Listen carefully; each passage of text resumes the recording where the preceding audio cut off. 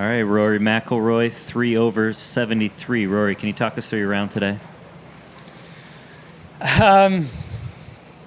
It was one of the toughest days on a golf course I've had in a long time. I just needed to grind it out, and I did on the back nine. And to play that back nine in even par today was a really good effort, I thought, and just kept myself in the tournament. That's all I was trying to do. Just keep hanging around. I felt like I did well to get it in under par for the tournament at the end of the day. I held some really good putts for pars coming in, 13, 15, great up and down on 16, good putt on 17, and then was really fortunate at the last to get that drop from the grandstand and be able to hit it on the green from there. So it wasn't the greatest of starts, but sort of steadied the ship a little bit, and happy to get it in a few lower than it could have been. Yeah. Start on your far right, Luke. Hi, Rory. What shot were you considering on the 13th hole there on the left, and why did you ultimately end up making a different decision? That was all Harry. I was ready to hit a 4-iron and try to play it off my front foot and hit it up over those trees, and he said to me, look, you could pull it off, but you could also make a 7 or an 8 doing it. So he goes, why don't you just play it out here? We can try to get it up and down. And that was huge. And that's the benefit of having a good caddy and someone that's strong and stand. He said to me, look, just go here. Don't even think about it. And for once, I listened, and it paid off, and I was able to make a good par. Staying over here on your right. Rory, was today more about what you left out there, or more about how you held it together? I think more about how I held it together. I think it was sort of like a tale of two sides. I left some out there on the front nine, but I held it together on the back, and I think at the end of the day it evened out.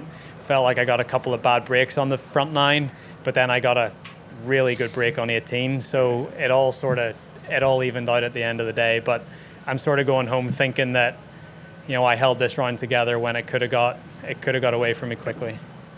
Over here to your left. Rory, your putter suddenly seemed to develop a dose of the chills in the first 6, but then it was red hot again after. But I haven't putted in this much wind in a while, and I hit a couple of putts today that I read and didn't play the wind, and they got hit by the wind, and then you're in two minds: is this next putt going to be hit by the wind or is it not? And it was just one of those. It was hard. I haven't played in conditions like this in a little while. It wasn't like it was that windy in Canada or Memorial. Guess it reminded me of the Saturday at Augusta a little bit, but maybe just a touch windier than that. So again, that's why I missed those putts early on. I was sort of in two minds about whether to play wind or not, and then on the back nine, I sort of got a little more used to putting in these conditions, and that helped. I started to play the wind a little bit on the putts, and the wind was definitely affecting them. Yeah, go ahead, Ryan. Roy, maybe a couple years ago, this would have seemed like a round that could have gotten away from you. What skills do you have now that allowed you to hang in there? I think I'm a better putter, so that helps. Whenever you're giving yourself these 10, 12 footers for par all the time, and you're stepping up and making them, that's huge. And I've always, it's not as if I haven't been able to play good golf in bad conditions before, but I think in situations like this and like yesterday where the round could have got away from me, I just dig in there a little bit more, and I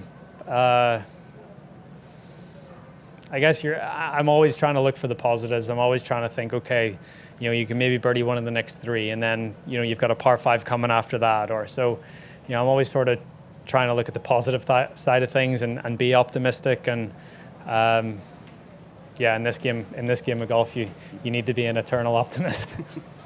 Yeah, Rex, over to your right. I know there are limits to this, but given how difficult that golf course is it almost irrelevant how far back you are at the end of the day, knowing that things can change so quickly? I don't think it's irrelevant, but it's maybe not as important as some other weeks. I know guys aren't going to go out there and shoot the lights out. 67 from Will out there today is unbelievable. Such a good score. 68 from Fitz as well. I mean, I think depending on the conditions tomorrow, that's what it's going to take from me. It's going to take something like that to get the job done. But as we've seen today, things can change so quickly. And I certainly thought I was going to be a few shots further back than I was at the end of the day. But, John struggled there coming in. And, even though it was such a tough day and feel like, I battled well and whatever, to still only be 3 back going into tomorrow, I feel is a good thing for me. Yeah, far right, James. When was the moment today when you knew the course was going to be playing just brutally difficult? Probably my second shot on one. I landed it, maybe 5 or 10 on the green, and if you look at my shot yesterday into that hole from the left rough, similar. It stopped pretty quickly and left myself 15 feet below the hole for birdie. Hit a similar shot today, and the thing just bounded through the back of the green. So that's when I knew the golf course had turned a little bit. Far left to Dylan. Yeah, Rory, can you just talk us through what happened on 18 there from, your reaction when you hit the drive to then getting relief to then that approach shot? Yeah, I think it was getting dark, it was getting cold, it was windy. I felt sort of uncomfortable with my swing most of the day.